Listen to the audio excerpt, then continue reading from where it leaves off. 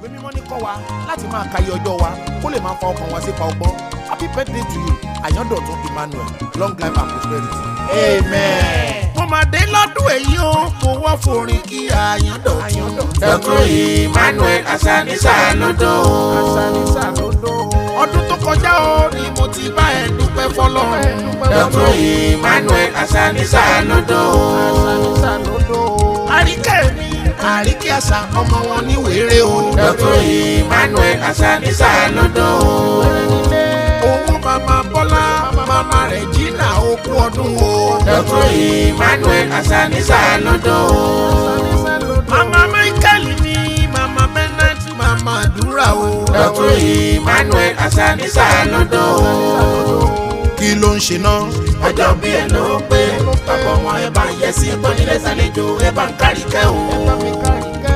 Ọjọ́ bí ẹ ló pé bàbá ọmọ ẹ bá ń pọ́nlé tónílé tàlejò ẹ bá ń káyọ̀ Dotun. Dotun Emanuel rọra rìn, àríkẹ́ rọra rìn, asanisa ló ń dún rọra rìn. Ìwọ lójú gbogbo ìwò. Ìmọ̀ rọra rìn, ìwọ lójú gbogbo ìwò. Àríkẹ́ mi. Mama Bọ́lá rọra rìn, mama Regina rọra rìn, mama Michael rọra rìn, mama Bernard rọra rìn, mama Dúrà rọra rìn. Ìwọ lójú gbogbo ìwò. Ìmọ̀ rọra rìn, ìwọ lójú gbogbo ìwò. For she's a jolly good fellow. For she's a jolly good fellow. For she's a jolly good fellow. And so say all of us. And so say all of us. Hooray! And so say all of us. Hooray! For she's a jolly good fellow. For she's a jolly good fellow. For she's a jolly good fellow. And so say all of us. Dotun Emanuel, happy birthday, okú oríire. Ìyálóde lórí nkí ẹ ò wípé òkú ọdún. Ìyálóde ló rán mi sí ẹ. Ọ̀rẹ́ rẹ, ìmùlẹ̀ rẹ ni Ìyálóde ṣì máa wá. Abímbọ́lá ló ní nkí ẹ. Wàá ṣe lógúnlógún, wàá ṣe nígbànígbà. Ẹni ẹlẹ́ni kò ní gbà ṣe ìrẹsẹ̀. Àyọ̀ká Ologede, happy birthday, okú oríire. Ìyálóde lórí nkí ẹ ò wípé òkú ọdún. Oníjà ṣe mọ òwe. Oníjà ṣe mọ òwà. Àríkẹ́. Oníjà ṣe mọ òwe. Oníjà ṣe mọ òwà. Bẹ́tẹ̀ ọ̀tẹ́ yìí oko. Oníjà ṣe mọ. Oníjà ṣe mọ òwe. Oníjà ṣe mọ òwà. Bẹ́tẹ̀ ọ̀tẹ́ yìí oko. Oníjà ṣe mọ.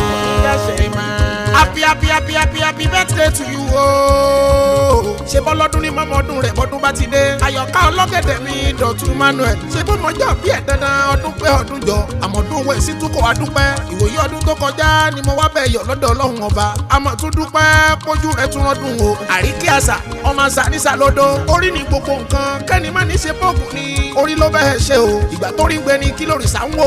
Happy birthday to you o. Ìyálóde ṣì máa wá ló rán mi níṣẹ́. Lónìí wá kí ẹ kú ọdún tuntun. Abímbọ́lá mi olóní kí n wá kí ẹ kú ọdún o. Lóní kí n ṣe adélé yín ní ìwéré-ilé o. Ọmọ agbọ́mọjà ọmọ ọ̀bára sílẹ̀ ṣekùn pàkàtà. Ọmọ bọ́kọ̀ ọ̀fẹ́ mi mọ́. Ó sọ fún pé kó lọ kówó ẹ lọ́jà.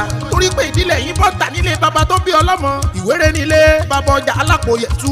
Ìwéré-ilé ọmọ atakókó ọmọ kárábì ti yangan. Dotun Emanuel ẹ tẹ̀lé mi kárẹ̀ ìwéré-ilé. Káwá lọ rè jógbẹ̀dú. Ìlú tẹ́rù ọ̀gbọ́dọ̀ jó àyàfọlọ́mọ níjó nílé wọn. Àyọ̀ká Ologede àṣàní mi ọmọ sọ̀rúnlá ọ̀dà gbèsè. Sísìn ní tó wọn nílé bàbá tó bí wọn lọ́mọ. Ìwéré-ilé yín ọmọ kìtìkàtà. Ọmọ níjókòó ìjòkan sámọ̀ gbọ́dọ̀ lẹ́nu bàbá ọmọ. Happy birthday to you o. Kọ́ ọmọ ṣe lókúnlókún kọ́ ọmọ ṣe nígbànígbà. Ibi rere la fọmọ wọ́ sí. Ibi rere la yóò fi ọ́ sí o. Ọ̀wá nífẹ̀ẹ́ lẹ́yìn ṣàṣemọ̀ lágbára Ọlọ́run ọba. Adénìkẹ́ fò ránṣẹ́ ó ní kí n kí ẹ kú ọdún. Aláṣẹ ní kí closet ó ní kí n wá kí ẹ kú ọdún tuntun. Kọ́ ọmọ ṣe lókúnlókún kọ́ ọmọ ṣe nígbànígbà. Ojú rẹ ò ní rí bí lágbára Elédùmarè ọba. Ǹjẹ́ tó bá dọdún tó ń bọ̀ kájọ wá péjú ṣe. Èmi bá bọ́ ọmọ sọ bẹ́ẹ̀ o. Dotun Emanuel ó ti jẹ́ bẹ́ẹ̀. Òní kó bá ẹ òwe. Òdẹ ní kó bá yan òwà. Ó ti wù kó pẹ́ òdẹ níbi játijàti. Kò ní já ṣe mọ òwe. Kò ní já ṣe mọ òwà. Bẹ́tẹ̀ ọ̀tẹ́ yìí oko.